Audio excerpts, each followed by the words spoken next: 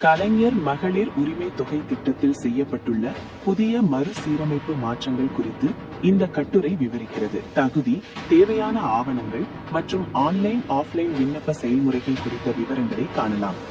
தமிழக அரசின் முக்கிய நலத்திட்டங்களில் ஒன்றான கலைஞர் மகளிர் உரிமை தொகை திட்டம் தொடர்பாக சமீபத்தில் பல்வேறு தகவல்கள் பரவிய நிலையில் பயனாளிகளுக்கு மாதந்திர ரூபாய் 1000 திட்டமிட்டபடி வழங்கப்பட்டுள்ளது. திட்டத்தை மறுசீரமைக்கும் பணிகளுக்காக சில கால அவகாசம் தேவைப்படுவதாக முதலமைச்சர் அலுவலகம் தெரிவித்ததால் திட்டம் தாமதமாகுமா என்ற அச்சம் மக்களிடையே உருவானது. ஆனால் அரசு வழக்கம் போல் மாதத்தின் 15ஆம் தேதி நிதியை பயனாளிகளின் வங்கி கணக்குகளில் செலுத்தியுள்ளது. இந்த மறுசீரமைப்பு நடவடிக்கை ஆட்சியில் உள்ள தமிழக வெற்றி கழக தேர்தல் வாக்குறுதிகளுடன் தொடர்புடையதாக கூறப்படுகிறது. குறிப்பாக 60 வயதுக்கு மேற்பட்ட பெண்கள் தானாகவே முதியோர் ஓய்வூதிய திட்டத்திற்கு மாற்றப்பட்டுள்ளனர். இதன் மூலம் தற்போது கிடைக்கும் ரூபாய் 1000 உதவித்தொகை ரூபாய் 1500 உயர்த்தப்படும் என அரசு திட்டமிட்டுள்ளது. எதிர்காலத்தில் பெண்களுக்கு மாதம் ரூபாய் 2500 மற்றும் முதியோருக்கு ரூபாய் 3000 வழங்கும் நோக்கத்துடன் திட்ட மாற்றங்கள் ஆய்வு செய்யப்பட்டு வருகின்றன. மேலும் கலைஞர் மகளிர் உரிமை தொகை மகளிர் திட்டத்தின் பெயரின் மதிப்புமிகு திட்டம் என மாற்றும் யோசனையும் பரிசீலனையில் இருப்பதாக தகவல்கள் வெளியாகியுள்ளன. தற்போது இந்த திட்டத்தின் கீழ் சுமார் 1.31 கோடி பெண்கள் பயனடைந்து வருகின்றனர். விதவைகள், ஆதரவற்ற பெண்கள், முதியோர், பொருளாதார ரீதியாக பின்தங்கிய குடும்பங்கள் மற்றும் இலங்கை அகதிகள் உள்ளிட்ட பல தரப்பினருக்கு இந்த திட்டம் முக்கிய நிதி ஆதாரமாக உள்ளது.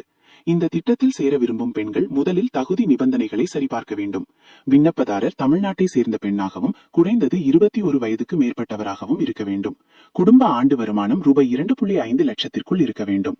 மின்சார பயன்பாடு மற்றும் நில உரிமை அளவுகளும் அரசு நிர்ணயித்த வரம்புக்குள் இருக்க வேண்டும்.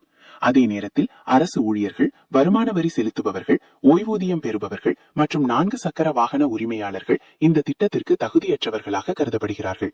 உள்ளாட்சி வார்டு உறுப்பினர்களை தவிர்த்து பிற தேர்தல் பிரதிநிதிகளுக்கும் இந்த திட்டத்தில் சேர அனுமதி இல்லை என அரசு தெளிவுபடுத்தியுள்ளது. விண்ணப்பிக்க தேவையான ஆவணங்களில் ஸ்மார்ட் ரேஷன் கார்டு, ஆதார் இணைக்கப்பட்ட அடையாள அட்டை, வங்கி கணக்கு விவரங்கள், மின்கட்டண ரசீது மற்றும் பாஸ்போர்ட் அளவு புகைப்படம் ஆகியவை அடங்கும். ஆன்லைனில் விண்ணப்பிப்பவர்கள் இந்த ஆவணங்களின் ஸ்கேன் நகல்களை தயாராக வைத்திருக்க வேண்டும்.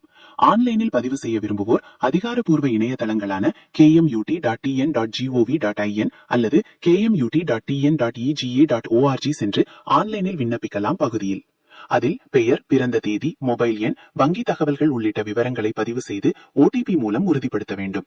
பின்னர் தேவையான ஆவணங்களை பதிவேற்றம் செய்து விண்ணப்பத்தை சமர்ப்பிக்கலாம். விண்ணப்பித்த பிறகு கிடைக்கும் அப்ளிகேஷன் ஐடியை பாதுகாப்பாக வைத்திருக்க வேண்டும். ஆஃப்லைன் முறையில் விண்ணப்பிக்க விரும்புவோர் அருகில் உள்ள ரேஷன் கடை அல்லது சேவை மையங்களை அணுகலாம். அங்கு அதிகாரிகள் ஆவணங்களை சரிபார்த்து விண்ணப்பத்தை பதிவேற்றம் செய்து தருவார்கள். விண்ணப்ப நிலையை ஆன்லைனில் சரிபார்க்கவும் வசதி உள்ளது.